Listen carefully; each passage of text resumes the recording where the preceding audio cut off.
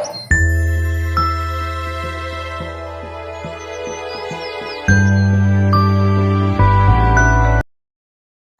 আলাইকুম। আশা করি সবাই আপনারা ভালো আছেন। আলহামদুলিল্লাহ আমিও অনেক, অনেক ভালো আছি। তো মাশাআল্লাহ বসন্ত যেহেতু এসে গেছে, আসলে আমার বাগানে তো তেমন কোনো ফুল গাছ নাই। তো যাই ২-১ টা ফুল গাছ আছে সেগুলোতেও কিন্তু অলরেডি ফুল আসা শুরু হয়ে গেছে। আর বসন্ত আসলে তো গাছের পাতা সব ঝরে যায়, নতুন করে গাছে, গাছে নতুন পাতা বের হয়। দেখতে একটু অন্যরকম লাগে।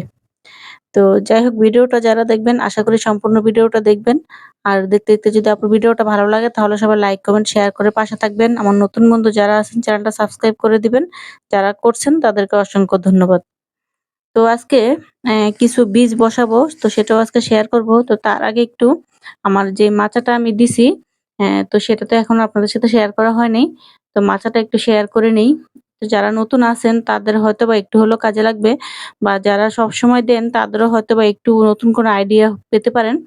তো এই যে দেখুন আমি প্রতি বছর কিন্তু এভাবে মাচাটা দেই। তো এই পুরাটা মাচা তো একবারে দেওয়া সম্ভব হয় না। তো আমি ৩ টা স্টেপে মানে ভাগ করে, করে মাচাটা রেডি করে তারপরে দেই। আর এবার মাচাটা আমার পাশে একটু ছোট হয়ে গেছে। আগে কিন্তু এই পাইপটা পর্যন্ত আমার মাচা ছিল। তো যাই হোক এবার এই সেটটি একটু ছোট হয়ে গেছে। যদি সম্ভব হয় দিয়ে দেব আবার একটু বাড়িয়ে। তো এভাবে করে কিন্তু আমি দেখেন এভাবে খুঁটিগুলি যেহেতু আমি এখানে কোনো মাটি নেই দিতে পারতেছি না। আপনারা চাইলে আপনাদের টবের যদি চারোদিক টবের মধ্যে যে বেডগুলির সাথে থাকে সেই বেডগুলির মধ্যে এগুলি ঢুকিয়ে দিতে পারেন লাঠিগুলি। তো আমার যেহেতু এরকম সিস্টেম নাই তো সেহেতু আমি এভাবে করে দিয়ে এখানে যেহেতু পাইপ একটু বেশি তো ওই গোড়া দিয়ে আমি পাইপের সাথে, সাথে কিন্তু এগুলা কিন্তু বেঁধে দিছি। তো আলহামদুলিল্লাহ মোটামুটি অনেকটাই কিন্তু শক্ত হইছে।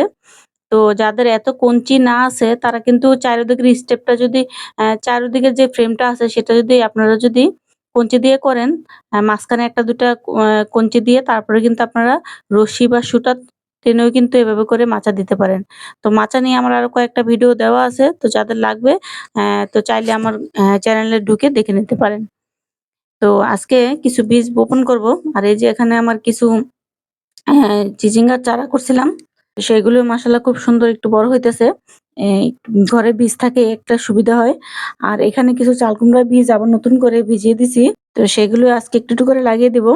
আর এই যে আগে যে বীজগুলি লাগিয়েছিলাম আমি, তো সেখান থেকে দেখলাম ৪ টা চারা আমার চাল কুমড়ার চারা বড় হইছে। তো আজকে এখানে টবগুলো যেহেতু খালি করছি, এই টবগুলোতে আমি এখানে চিচিঙ্গা সরি চাল কুমড়ার চারা লাগিয়ে দিব। তো আমি এই পাশটাতে সবসময় চাল কুমড়া আর লাউ এই ২ টা জিনিসই করি। যেহেতু মাচা এখানে আছে। লতানো গাছ তো মাচা ছাড়া হয় না। তো চলুন গাছগুলি লাগিয়ে তারপরে ফিরে আসি। তো এই তো গাছগুলি লাগিয়ে ফিরে আসলাম। তো এক হাতে যেহেতু ক্যামেরা ধরি, এক হাতে কিন্তু আসলে লাগানো যায় না। ওয়ান টাইম গ্লাসে হলে লাগানো যায়। তো যাই হোক এভাবে আমার ৪ টা চারা রেডি ছিল। এই ৪ টা চারা কিন্তু আমি এখানে অলরেডি লাগিয়ে দিছি। তো এখানে আপনারা অবশ্যই পানি দিয়ে দিবেন। যখনই নতুন চারা লাগাবেন তখনই কিন্তু পানি দিয়ে দিবেন। আর কিছু চাল কুমড়ার বীজ আরো আমি ভিজিয়ে রেখেছিলাম। তো সেগুলো এখানে কিছু লাগিয়ে দেব। দেখি এখান থেকে চারা হয় কিনা। এই বীজগুলি একজন গিফট করছে। গিফট করছে মানে চাল কুমড়া কেটে সাথে, সাথে কিন্তু এগুলো কিন্তু লাগিয়ে দিছি। তো সেখান থেকে বীজগুলা বের হইছে। তো সেই বীজগুলো আজকে লাগিয়ে দিলাম। তো দেখি এখান থেকে যদি চারা হয় তাহলে আপনার সাথেও শেয়ার করব। তো এরকম চাল কুমড়া চারা আসলে একটু উঠতে দেরি হয়। আর ভালো জাতের বীজ হলে একটু তাড়াতাড়ি ওঠে। তো যে ৪ টা চারা দেখলেন আমি লাগিয়েছি, এখান থেকে কিন্তু মাত্র ৪ টা চারা না, আমি কিন্তু প্রায় ১০-১২ টার মতো বিচি লাগাইছি। তো সেখান থেকে মাত্র কিন্তু আমার ৪ টা চারা কিন্তু গাছ রেডি হইছে। তো এজন্য আরো কিছু বীজ এখানে লাগিয়ে দেব। যে বীজগুলো আছে তো এখান থেকে যে কটা ওঠে তো উঠলো। তো আর এই যে এখানে কিছু করলা বীচি লাগাইতেছি। তো এই বীজগুলি আমি আবার যে ব্রাক নার্সারি থেকে কিনে আনছি। দেখি এখান থেকে ভালো কোনো চারা ওঠে কিনা। ওই যে বড়, বড় হাইব্রিড করলা চারাগুলি সেগুলি আনছি। তো সেজন্য এখানে আপাতত ৩ টা বীজই দেব। আর এই বেডগুলি আমার নতুন রেডি করা। কিছুদিন আগে যে আপনাদের সাথে শেয়ার করছি। এখানে যদি কিছু বীজ ফেলে দেই, তাহলে বীজ যেহেতু আমি এখানে লাগাইছি, এখানে কিন্তু অবশ্যই আমার পানি দিতে হবে। তো এই পানি দেওয়ার সাথে, সাথে কিন্তু আমার যে মাটিটা কিন্তু নিচে যেই আমি ঘাস, লতাপাতা বা বাগানের যে গাছগুলি দিয়ে দিছি, সেগুলি কিন্তু পচে মাটির নিচের দিকে চলে যাবে।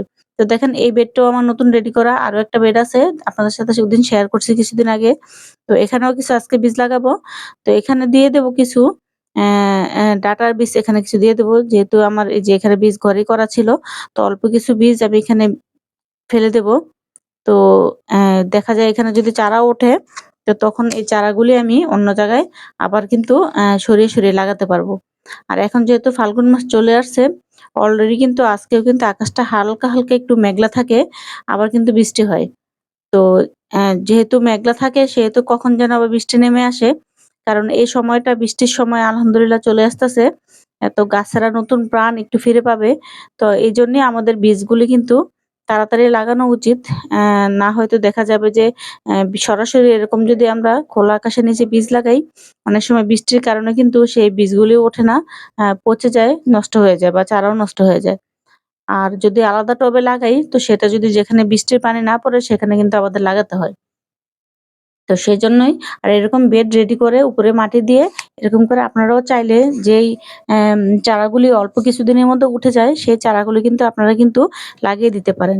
কারণ দেখা যায় এখানে আপনারা যদি পানি দেন তখন বেডটাও সুন্দর করে আস্তে, আস্তে করে নিচের দিকে দেবে যাবে। আর আপনার খুব সুন্দর একটা বেড রেডি হয়ে যাবে। দেখা যায় এমনিতে যদি কোনো গাছ-টাছ না থাকে তাহলে আমাদের এই বেডে পানি দেওয়া হয় না বা অনেক সময় মনেও থাকে না। তো একটা যদি বীজ বা একটা চারা যদি আমরা যদি বপন করি, তো আমাদের একটু খেয়াল থাকবে যে না এখানে আমার একটু পানি ছিটা দিতে হবে। তো তার কারণে কিন্তু আমার ১ কাজে ২ কাজ হয়ে গেল। তো যারা এখনো বেড রেডি করেন নাই, আসলে বেড রেডি করা শুরু করে দেন। আর তেমন একটা সময়ও নাই। তো আমারও দেখেন এখানে কিছু, কিছু টমেটো গাছ আছে। তো এখনো এই টমেটো গাছগুলি আমি উঠাতে পারতাছি না। তো যাই হোক চেষ্টা করব আর কিছুদিনের মধ্যে টমেটো গাছগুলো উঠিয়ে বেডটা রেডি করার জন্য। কারণ টমেটো যদি সম্পূর্ণ পাকাতে যাই তাহলে অনেকদিন সময় লেগে যাবে। তো কিছু করার নাই। কাঁচা অবস্থায় হয়তোবা কিছুদিন পরে উঠিয়ে ফেলতে হবে। আসলে সময় মতো বেড রেডি করতে না পারলে আবার চারাও লাগাতে পারব না। তো এর ফাঁকে কিছু আমি ঢেঁড়সের চারাও আবার বপন করে দিছি। তো সেটা আপনাদের সাথে আর শেয়ার করলাম না। কারণ ঢেঁড়সের বীজটাও একটু সেনসিটিভ। দেখা যায় আপনার যদি ১০ টা বীজ লাগান সেখানে দেখা যায় ৫ টা বা ২ টা ৩ টা বীজ ওঠে। অনেক সময় দেখা যায় উঠতে পারে না বা উঠতে গেলে অনেক সময় পচে যায়। আমার কিন্তু ঘরের বীজ তারপরেও কিন্তু খুব ভালো করে কিন্তু উঠাতে পারতাছি না। তো এইজন্যই বীজ বেশি থাকলে বা ঘরে থাকলে একটু বেশি করে লাগাতে হয়। আস্তে, আস্তে করে কিন্তু তখন কিন্তু বীজগুলি ওঠা শুরু হয়ে যায়। তো যাই হোক রোজার মাস এখন ভিডিওটা আর বেশি একটা বড় করব না। তো আশা করি ভিডিওটা যারা দেখবেন তাদের উপকারে আসবে। যারা এখনো বীজ লাগান নাই লাগিয়ে দেন। ইনশাআল্লাহ আস্তে, আস্তে করে চারা রেডি হয়ে যাবে। তো ভিডিওটা কেমন লাগলো জানাবেন। আর পুদিনা পাতা এবার আমার খুবই কম হইছে।